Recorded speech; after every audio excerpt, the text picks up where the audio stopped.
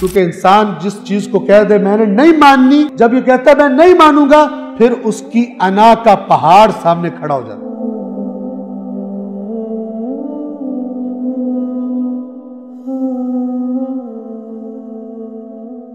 آیت نمبر 74، ثم بعثنا من بعده رسلا الى قومهم، پھر نوح کے بعد ہم نے بہت سے رسولوں کو ان کی قوم کی طرف بھیجا، انبیاء آتے رہے، فجاؤہم بالبینات، نبی آتے رہے تو وہ ان کے پاس آئے بینات لے کر، واضح باتیں لے کر، اللہ کے واضح پیغام لے کر آئے۔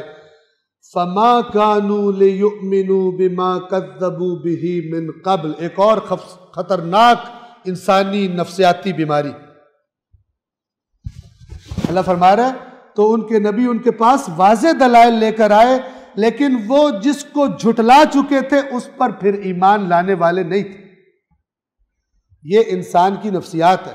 اگر انسان لوگوں میں کہہ دینا یہ بات غلط ہے، پھر اس کے لیے بڑا مشکل ہوتا ہے، پتہ چل بھی جائے کہ صحیح ہے، اس کو کہنا کہ صحیح ہے۔ اپنی غلطی کا لوگوں کے سامنے اقرار کرنا یہ بہت مشکل کام۔ کیوں بھلا؟ پھر لوگ کہیں گے یار ہم تو اسے بڑا عالم سمجھتے تھے، فارغ آدمی نکلا،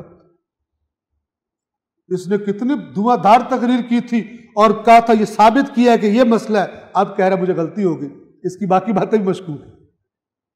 لہٰذا اپنی غلطی کا اقرار، لہٰذا یہ لوگ جب بھی انسان کے سامنے کوئی بات آئے فوراً بغیر سوچے سمجھے جھٹلا دینا، یہ کافرانہ مزاج ہے۔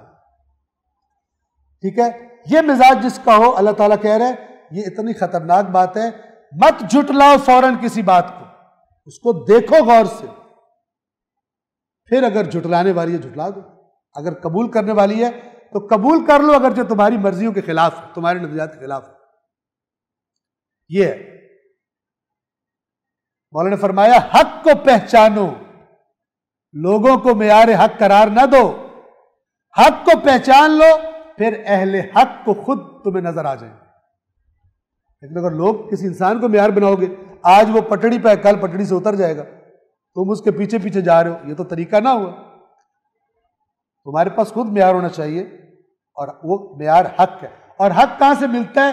قرآن فرماتا ہے الحق من ربک، حق وہ ہے جو رسول جو تیرے رب کی طرف سے آئے، باقی باتیں حق نہیں ہیں جو اس کے خلاف ہیں۔ فما كانوا ليؤمنوا بما كذبوا به من قبل، اور جو جس کو یہ جھٹلا چکے تھے اس پر ایمان لانے والے نہیں تھے، کیونکہ انسان جس چیز کو کہہ دے میں نے نہیں ماننی، جب تک یہ نہیں کہتا تب تک پھر جب کہہ دے گنجائش زیادہ ہوتی ہے، جب یہ کہتا ہے میں نہیں مانوں گا پھر اس کی انا کا پہاڑ سامنے کھڑا ہو جاتا، میں مان لوں اس کا، میں سب کے سامنے، لوگ کیا کہیں گے؟ مکے کے بڑے بڑے سردار بعض اس مرض کا بھی شکار تھے کہ ہم نے اتنی مخالفت کی ہے اس کی، اب ہم جا کے کہیں کہ ہم مان لاتے ہیں، ہمارے ہاتھ پلے تو چیز ہماری تو ناک ہی نہیں رہے گی، تو وہ ناک ہی بچاتے رہ گئے اور جہنم میں پہنچ گئے۔ فما كانوا ليؤمنوا بما كذبوا به من قبل، مگر وہ جس چیز کو پہلے جھٹلا چکے تھے اس پر ایمان لانے والے نہ تھے۔ كذلك، جو اس طرح سوچے سمجھے بغیر جھٹلاتا ہے اس کے ساتھ کیا ہوتا ہے؟ اللہ کا قانون، خالق اللہ ہے نا سب قوانین کا، نفسیات کا، کیا ہوتا ہے؟ كذلك نطبع على قلوب المعتدين، اس طرح حد سے گزر جانے والوں کے دلوں پر ہم مہر لگا دیں، یعنی جس نے یہ مزاج اپنا لیا ہے اس کے دل پر ہم مہر لگائیں، اس کو کچھ سمجھ نہیں آنے والی، یہ ضدی اور ہٹ دھرم اور فوراً اندھا دھند جھٹلا دینے والا مزاج، اللہ فرما رہا ہے اس طرح ہم حدود سے لمٹس کراس کر جانے والوں کے دلوں پر مہریں لگا دیتے ہیں۔ صلوات پڑھیں محمد والے۔